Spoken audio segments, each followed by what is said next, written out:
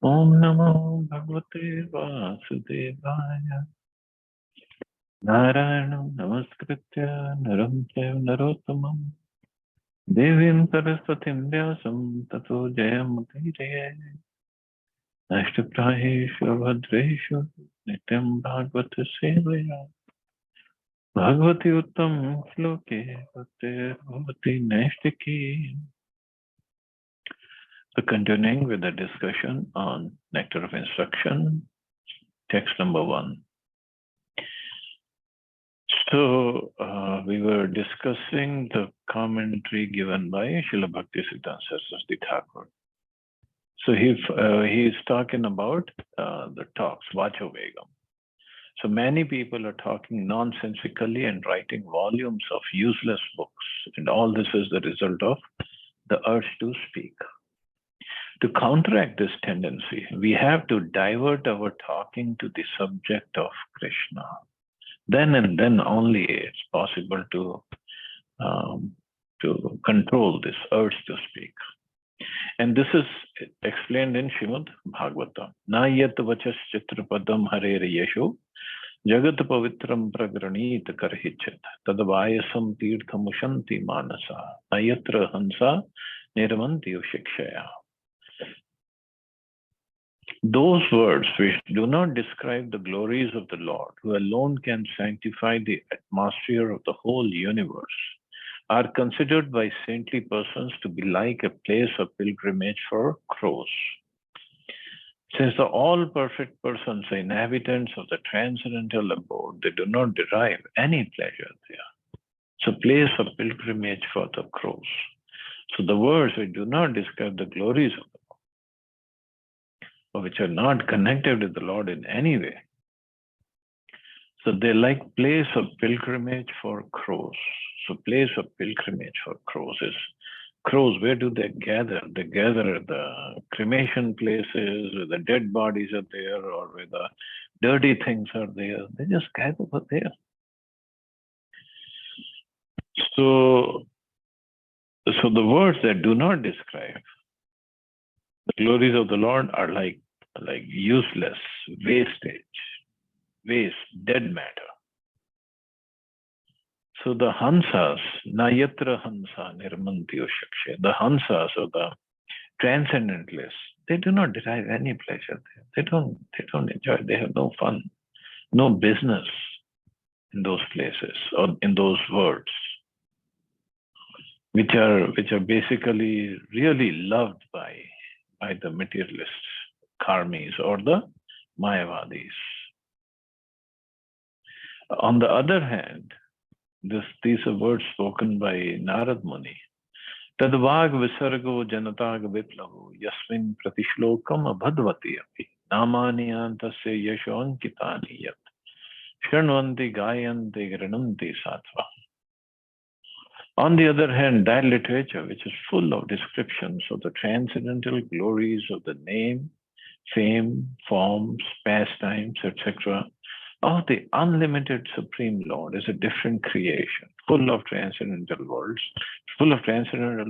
directed towards bringing about a revolution in the impious lives of this world's misdirected civilization. Such transcendental literatures, even though imperfectly composed, are heard, sung, and accepted by purified men who are thoroughly honest. So literature which is full of descriptions of the transcendental glories of the name, fame, form, pastime of the unlimited Supreme Lord. What does it do? It brings about a revolution in the impious lives of this world's misdirected civilization. So there could be many revolutions in the history of mankind, like freedom struggle in India, Boston Tea Party in America, and there's so many revolution struggles all over the world. And they were brought about by not the words that describe the glories of the Lord. But we are not talking about that kind of revolution, because even if one country becomes independent, or even like in America, the slavery was a big problem. It still has some issues, but it was a big problem. Huge war happened in America. And North and South, they basically they went on war, and finally slavery was abolished. But still, are we really not slaves of our senses?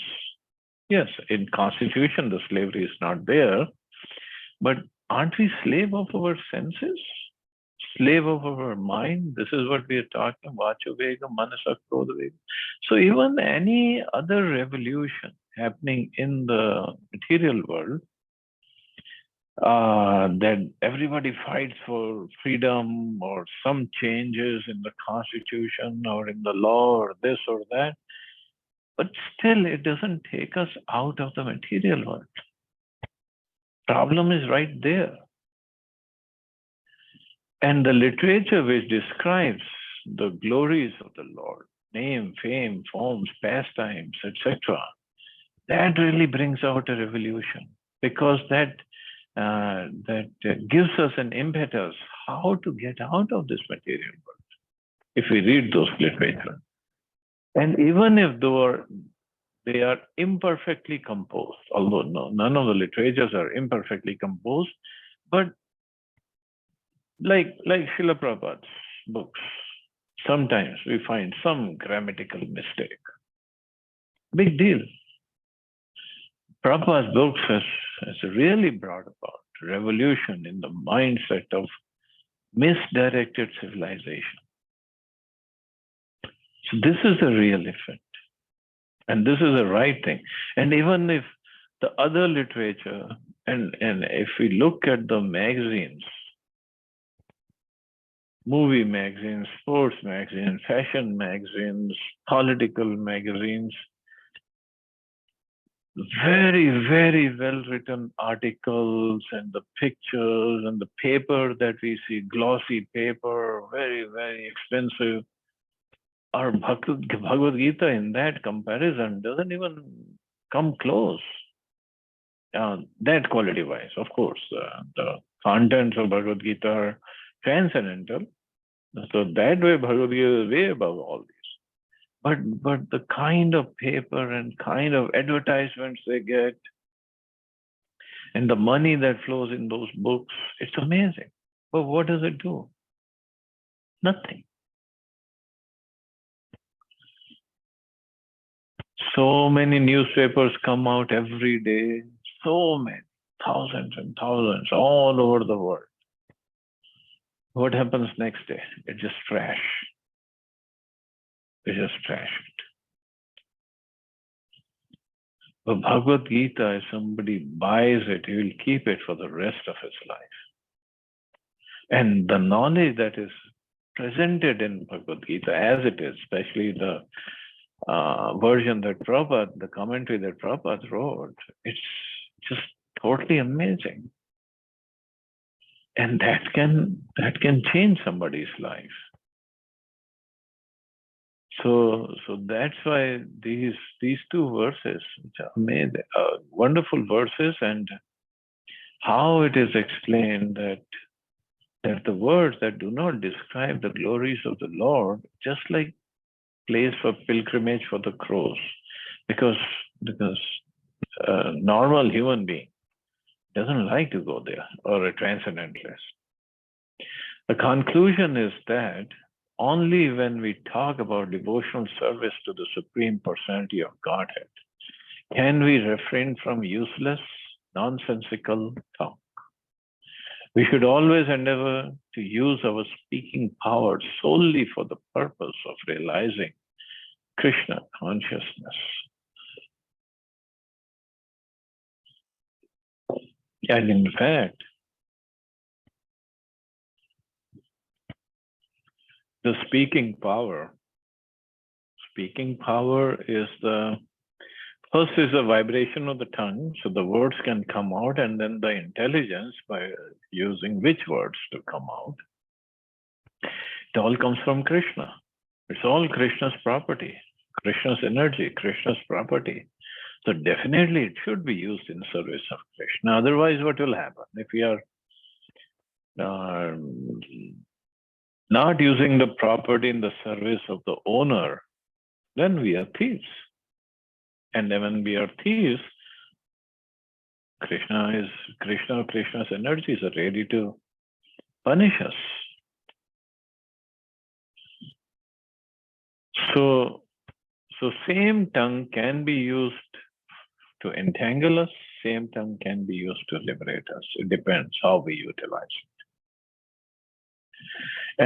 And Vacho Vegam is not just talking, it also what we write, big literatures, books, everything is there. So many books are there. So many articles are published every day.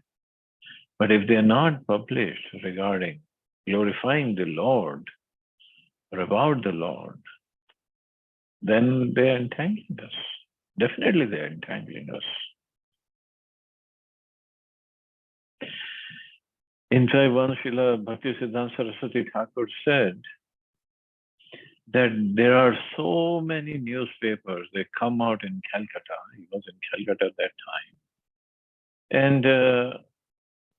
And basically every newspaper has the same, more or less the same stuff in there, same news. And still so many newspapers come out. And he said, if we have the audience, there's lack of audience. Otherwise, if we have the proper audience, we can bring about a newspaper, in fact, every second of the day. Because so many pastimes are happening in the spiritual world. We don't even have audience or money or paper to cover all of them. Here the newspaper comes out every day, like in 24 hours, one newspaper, because the audience is there. They're there to buy it. But every second we can publish new newspaper. So many pastimes happening.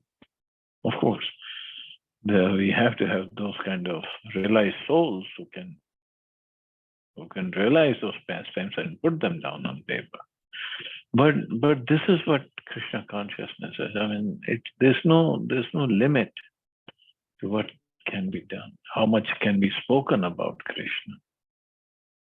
But the audience is not there. People are not interested. The conclusion is that only when we talk. Okay, so we should always endeavor to use our speaking power solely for the purpose of realizing Krishna consciousness.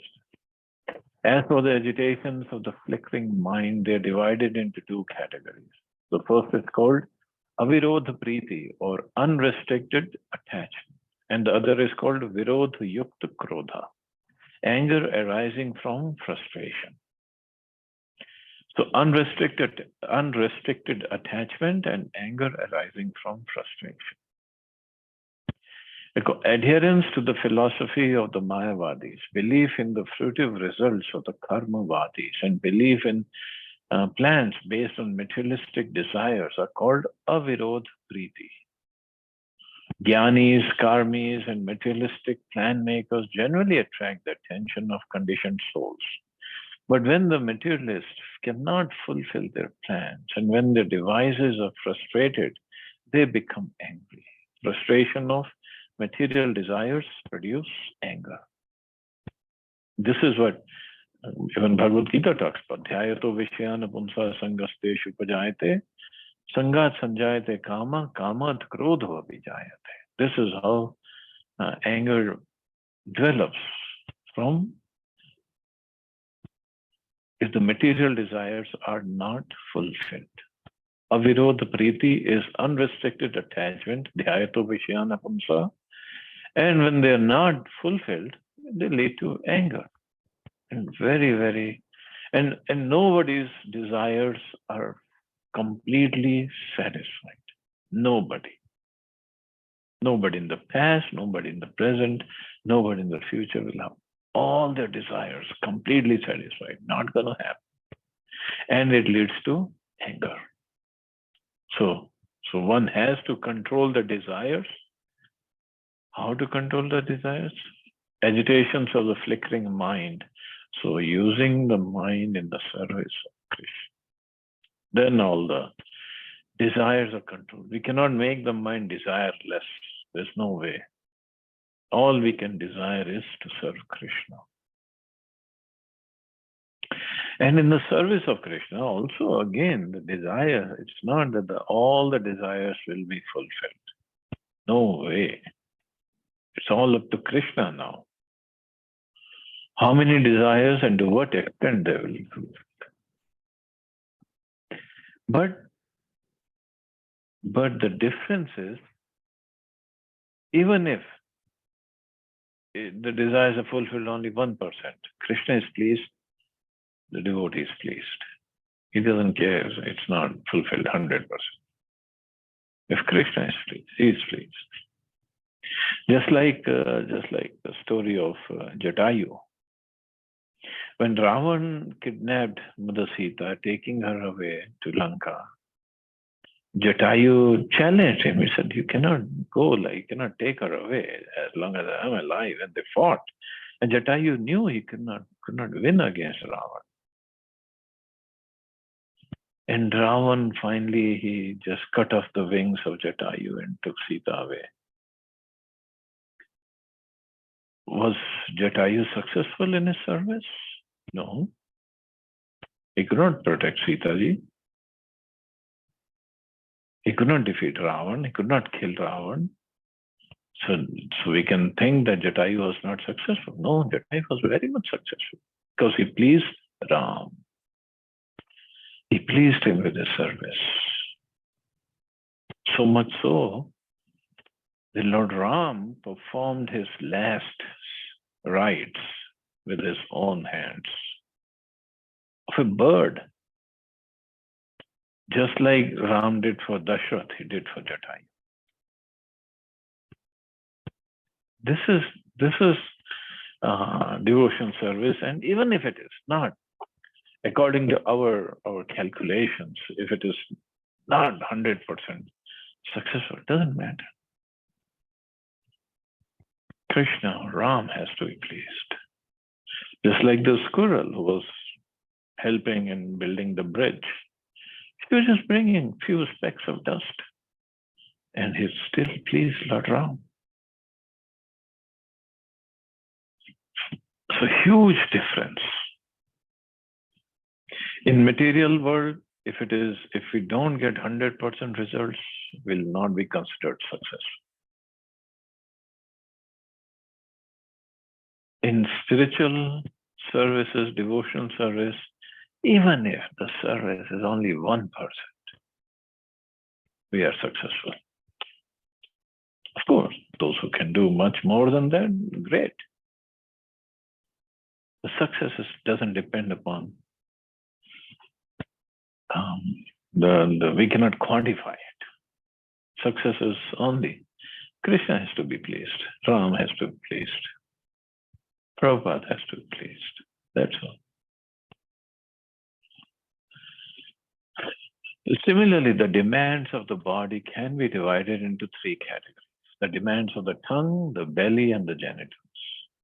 One may observe that these 3 senses are physically situated in a straight line as far as the body is concerned, and that the bodily demands begin with the tongue. If one can restrain the demands of the tongue by limiting its activities to the eating of prasadam, the urges of the belly and the genitals can automatically be controlled. See, so much importance is put on eating only prasadam. So then the belly and the genital urges can be controlled. In this connection, Srila Bhaktivinoda Thakur says, Sharira Vidya, we always chant this prayer before honoring prasadam. Sharira Vidya Jal Jadendriya Tahi Kal Jive Fele Vishay Sagri Tar Madhya Jivati Lobmay Sudurmati Take Jeta Katin Sansare Krishna Bada Dayama Hai Karibare Jiva Jai So Prasad Anand Dilobhai Say Annamrit Pao Radha Krishna Guna Gao Premedaku Chaitanya Nitai. Of course, it's in Bengali. So the translation is, so we should actually try to understand the meaning of this prayer when we speak, when we're sitting down to take prasadam. So at least we understand the meaning and we take the prasadam in the right mood, in the right consciousness. Oh Lord, this material body is a lump of ignorance, and the senses are a network of paths leading to death. Jadendriya Tahe Kal. This is what the senses are described by Bhaktivinoda Thakur. Somehow or other, we have fallen into the ocean of material sense enjoyment. And of all the senses, the tongue is the most voracious and uncontrollable. It's very difficult to conquer the tongue in this world. But you, dear Krishna, are very kind to us. You have sent this nice prasadam to help us conquer the tongue.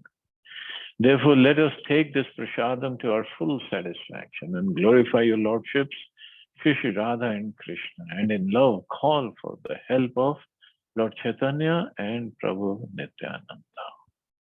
And in love call for the help, because without help of Chaitanya Mahaprabhu and Nityananda Prabhu, Lord Nitai, it's not possible to attain love for Krishna.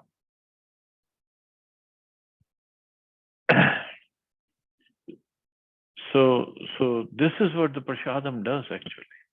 It's very difficult to control the tongue, but by this nice prasadam, it helps us to conquer the tongue. But the prasadam also,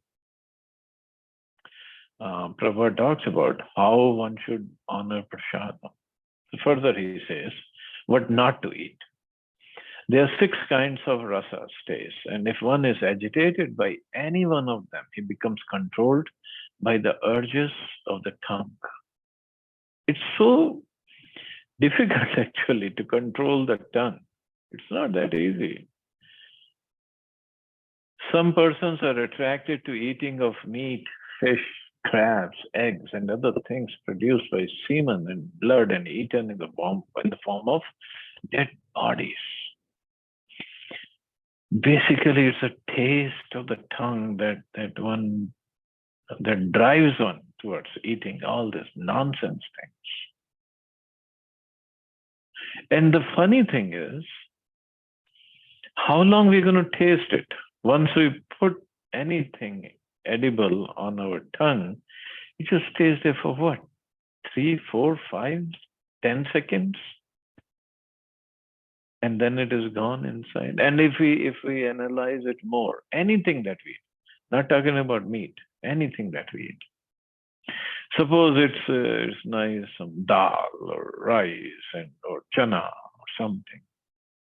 There is no taste in dal or chana or rice itself. It's the spices that we put into it, that we cook with it.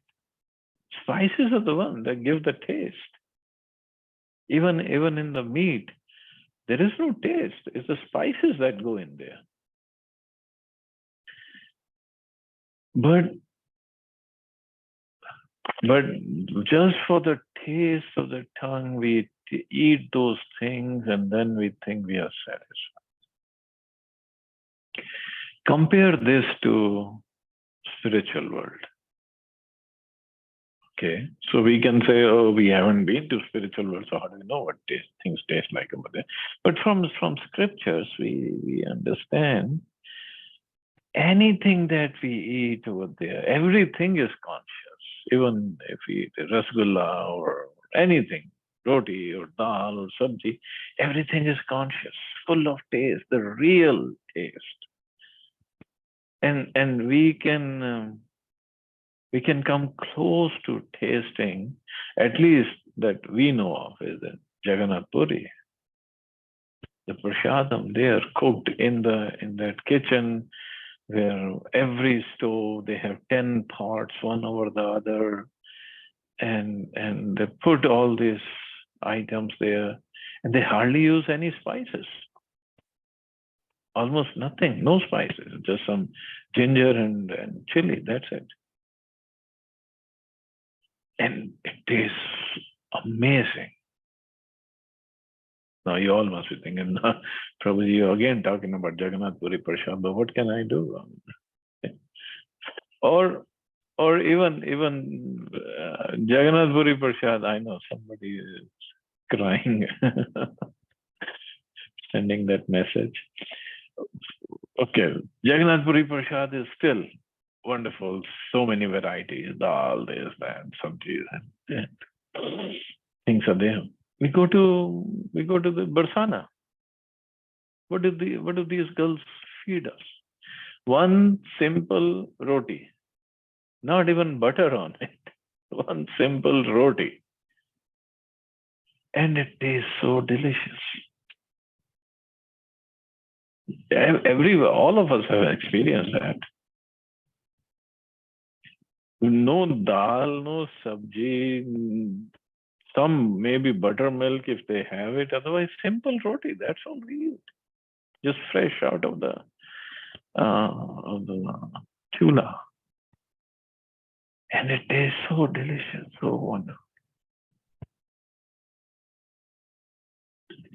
So the real taste is actually not in spices, and definitely not in onion and garlic when they put that in the food.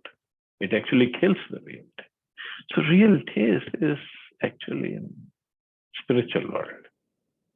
But our tongue is so addicted, so used to eating meat, fish, crabs, eggs, and other things. And on top of it, the conditioning of our body.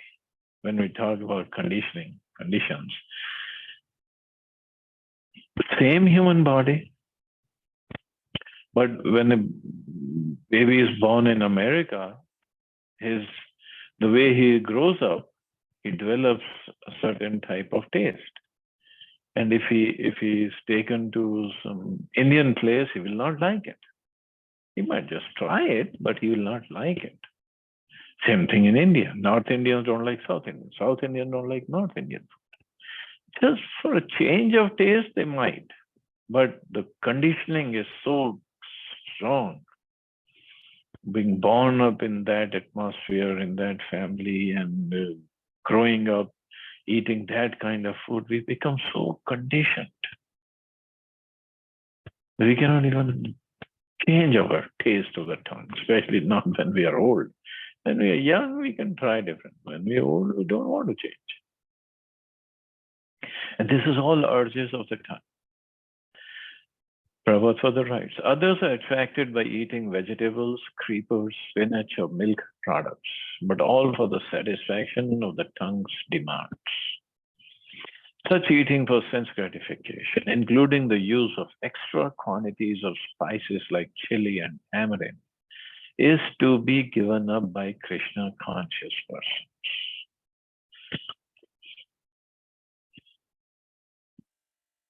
Of course, that's little hard to grasp, because all the Brajvasis, the real Brajvas, they eat lots of chili. But I guess once somebody becomes a Brajvasi, then he can eat chili, but not till that time. But what chili does actually, it just makes you more passionate, makes us more passionate.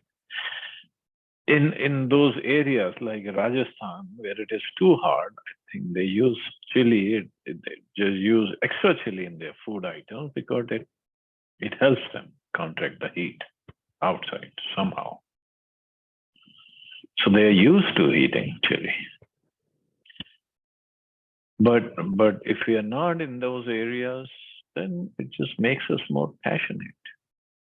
The use of pan, hatak, I don't know what is hatak, betel nuts, various spices used in pan making, tobacco, LSD, marijuana, opium, liquor, coffee, and tea is indulgent to fulfill illicit demands. Illicit means you don't need it. Body doesn't need all this. But all these things are so much in fashion these days, especially liquor. Coffee and tea still, People can manage, but liquor, so much in demand, so much money is wasted in liquor. And no real benefit of wasting money in that. But people do that. So much money. And then if you go further up, LSD, marijuana, and opium, and more other drugs, no use at all. No use. And one gets so addicted to it that throughout life, it's just close to impossible to give them up.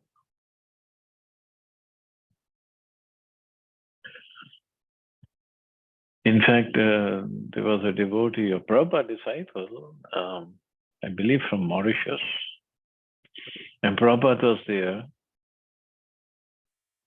and everybody had sat down for initiation ceremony.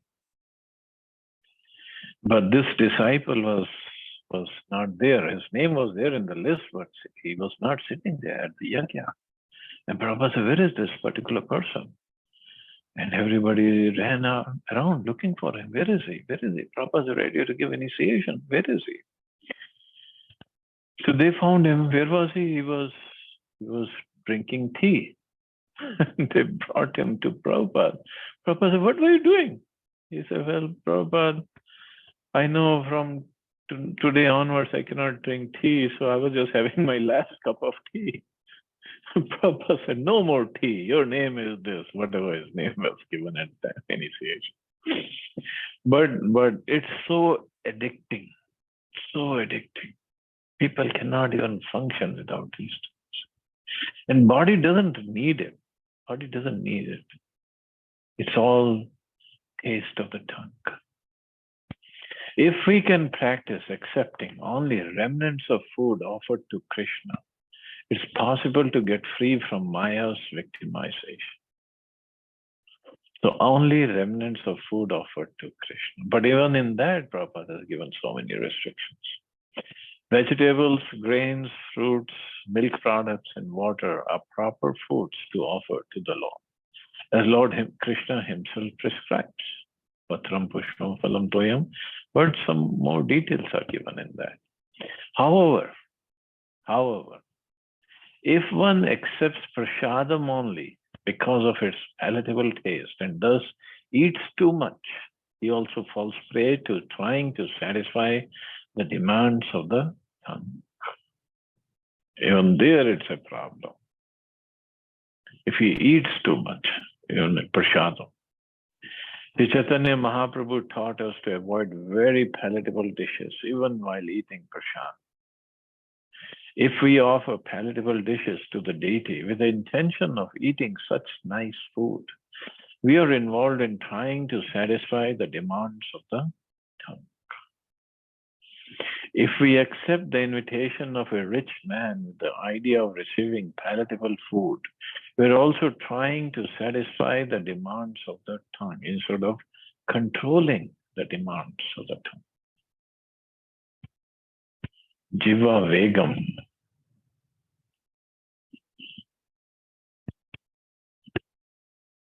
It is amazing. Even a prasadam, but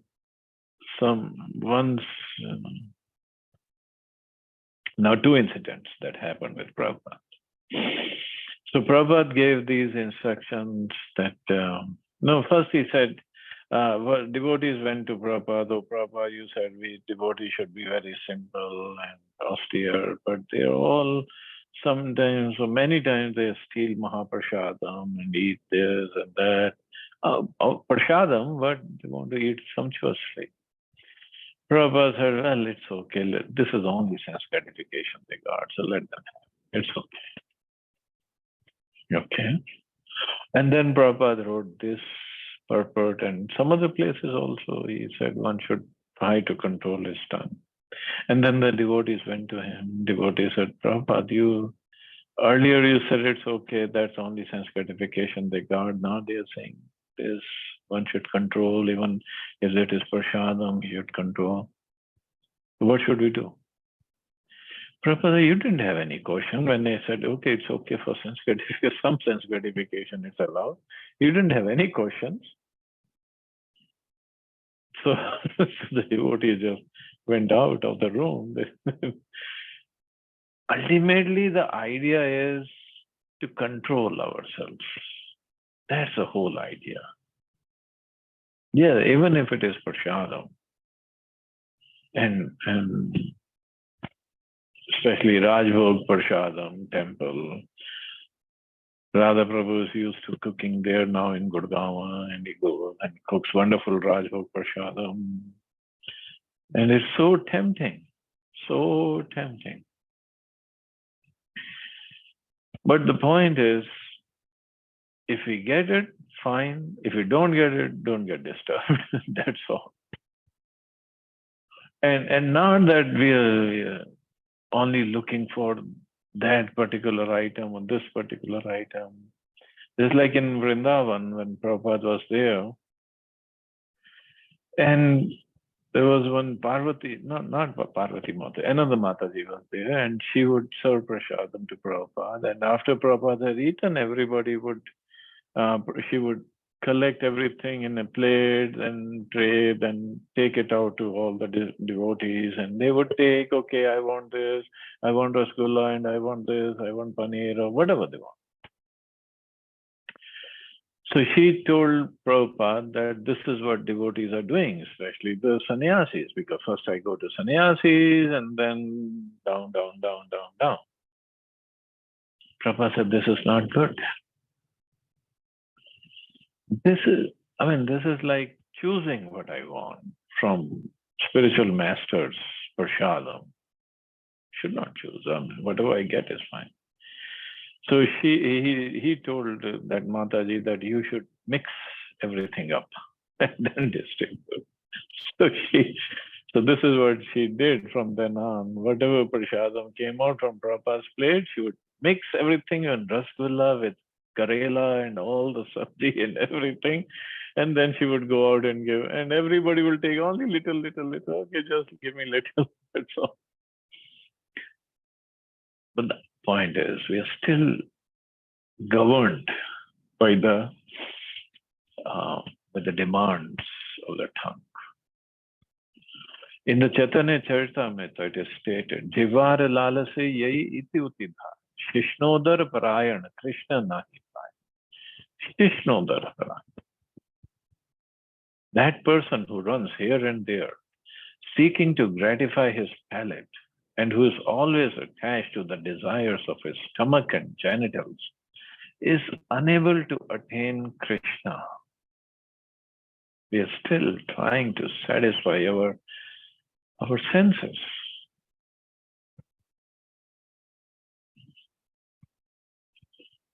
So our idea is to attain Krishna, not to just try to fill our belly with this prasad, this food or that food. No, that should not be the mentality. And that's why the sannyasis, the sannyasis who go for madhukari or begging. So many rules are there, strict rules are there for them. They should only beg at 7 houses, and whatever they get, not like if somebody gets meat and they're going to eat meat. No, whatever they can eat and whatever they can get, there are 7 houses, that's it for the day. And nothing to keep for even evening meal. If they go out in the morning, whatever they get in their palms, that's all they're going to eat. That's it. So why these strict rules? Because they have to control this demands of the tongue and the stomach. So, and slowly, and also it is certain, slowly when we gradually make advancement in bhakti, all these demands, they go down. They go down to practically nil. Even the activities, eating, sleeping, mating, defending, practically becomes nil, 0. 6 Goswamis told by their example. Raghunath Das Goswami was eating every other day some buttermilk in a dona. That's it.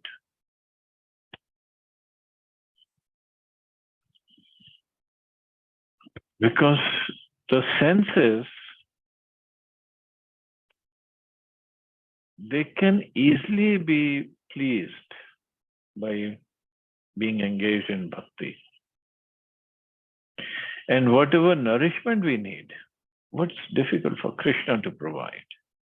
It's not at all difficult. If we think by eating we need nourishment, Krishna can do that. Harinam can do that. Six Goswamis showed by their example.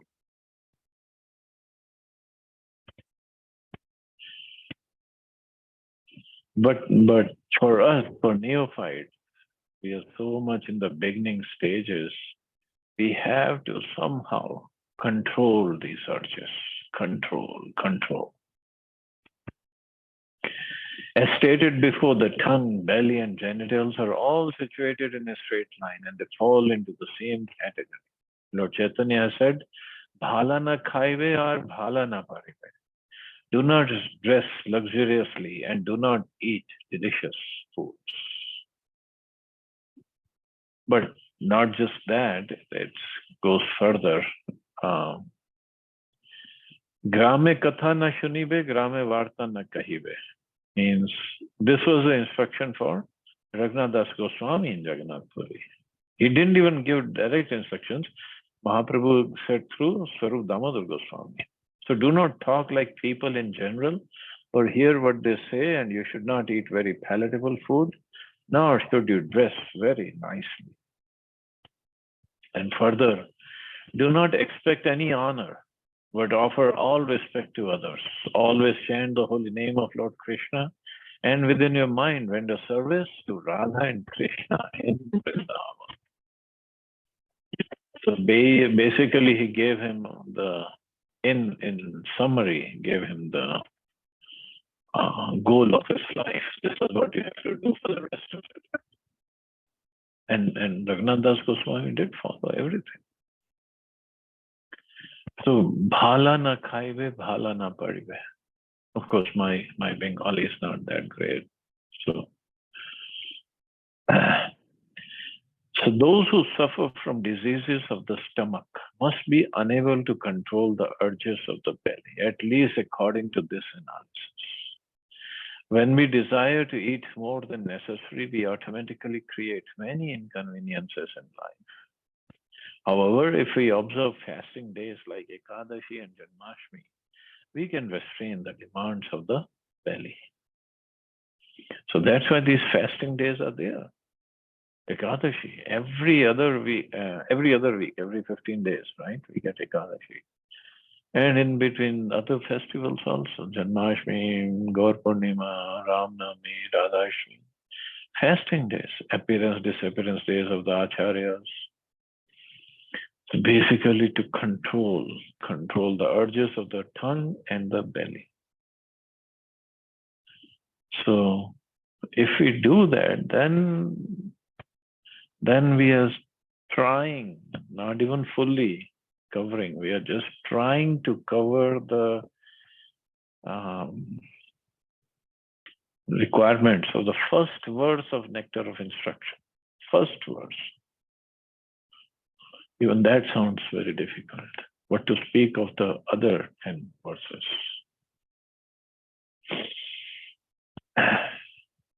So I guess I can stop here. See anybody has any questions or comments.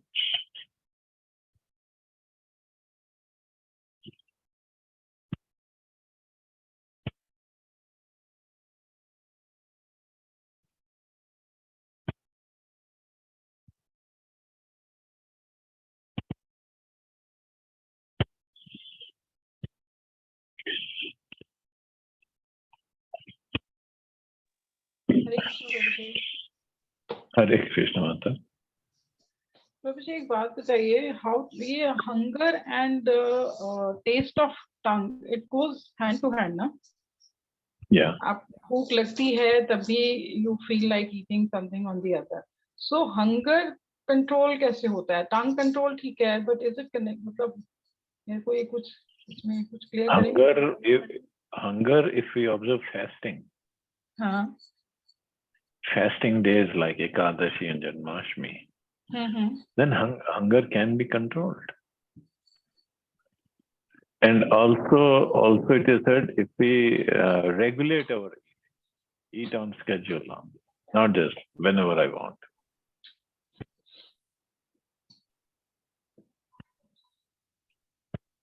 Then hunger can be controlled. So the problem is hunger, not the taste.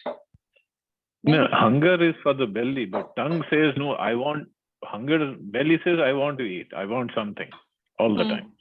But tongue says, no, I want that thing only. It has to be tasty, spicy, it has to be this or that. See, belly is not saying what you should feed me something. Tongue says, no, this, that only. Give me rasgulla only, give me cake only. Give me this.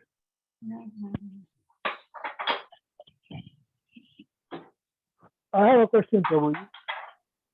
Hare Krishna. Hare Krishna. Prabhuji, आपने अभी बताया कि हरि नाम से nutrition हो जाता है. I mean, scientifically, I can understand कि हरि नाम से ब्रेन का न्यूट्रिशन हो जाता है, ख्यालों का, माइंड का, इंटेलेक्ट का. But the physiology of the body, it needs food. It needs the nutrition from the food. I gave the example, no? Raghunath Das Goswami, it was only 500 years ago. And he would eat every other day, what? Some buttermilk in a dona. That's it. That's what he would take. And one pastime is there. So one day he was very sick. So the devotees were like, what to do? They called a Ayurvedic doctor from Mathura. So he was living at Radhakund. So the doctor came and he checked his pulse. He said Swamiji had eaten sweet rice and he ate too much. He got sick. And everybody was shocked. Swamiji ate in sweet rice? He doesn't even take anything. He only eats, drinks some buttermilk every other day. In a dona, not even too much of buttermilk. And they were shocked. How is it possible? You ate sweet rice. And the doctor said, no, I can check his pulse, and his pulse is giving me signal that he has eaten sweet rice, and that's why his stomach is upset. He's sick. So only person who could confirm that was Raghunath Das Goswami, and they asked Raghunath Das Goswami, what is this? Is it true? And he actually said, yes, it is true. They said, but when did you cook sweet rice? Who cooked it? Who brought it? He said, I was watching the dance, Rasa dance of Radha and Krishna, and in my mind, I offered them sweet rice because after the dance, they would be tired and they had to eat something. So I offered them in the mind. And after I offered them in the mind, I accepted the prasadam and I got sick. So, yes, it is possible.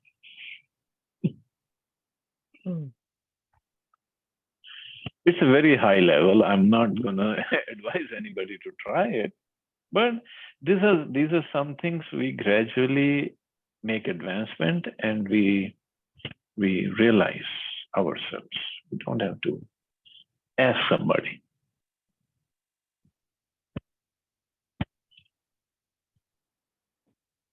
Okay.